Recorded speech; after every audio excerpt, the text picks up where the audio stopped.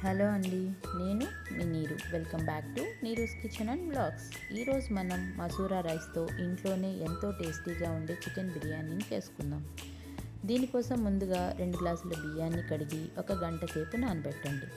ఈలోపు చికెన్ కడిగి ఉప్పు వేసి పక్కన ఉంచుకోండి. 2 పెద్ద ఆనియన్స్ని కట్ చేసి పక్కన పెట్టుకోండి. 2 టమాటాలను కట్ చేసి టమాటాలను మిక్సీలో వేసి ప్యూరీ చేసుకోండి. ఇప్పుడు కడిగిన చికెన్లో కారం, ధనియాల పొడి, పసుపు, ఉప్పు, చికెన్ మసాలా, పెరుగు, అల్లం వెల్లుల్లి పేస్ట్ అన్నీ వేసి కలపండి. కొత్తిమీర, పుదీనా వేసి బాగా కలిపి పక్కనుంచండి. ఇప్పుడు ఒక గిన్నెను స్టవ్ మీద పెట్టి దానిలో 3 టేబుల్ స్పూన్ల ఆయిల్ వేసి కాగనివ్వండి. అందులో ఒక ఆనియన్ని వేసి బాగా వేగాక అందులో నుంచి కొన్ని తీసి పక్కనుంచండి. ఇప్పుడు అదే గిన్నెలో ఉన్న ఆయిల్లో ముందుగా కలిపి పెట్టిన చికెన్ మిశ్రమం వేసి కలిపి మూత పెట్టండి. తర్వాత 2 నిమిషాలు మీడియం ఫ్లేమ్లో ఉంచి మూత తీసి అందులో ముందుగా నానబెట్టిన బియ్యాన్ని నీళ్లు వంచేసి స్టవ్ పైన ఉన్న చికెన్ మిశ్రమంలో వేసి కలపాలి.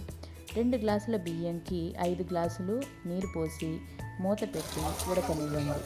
మధ్యలో ఒకసారి తీసి ఉడికిన తర్వాత మూత తీసి మొత్తం ఒకేసారి చిన్నగా కలిపి పక్కన ఉంచండి. ఇప్పుడు రైతాతో సర్వ్ చేస్తే చాలా టేస్టీ అయిన Masura rice chicken biryani ready.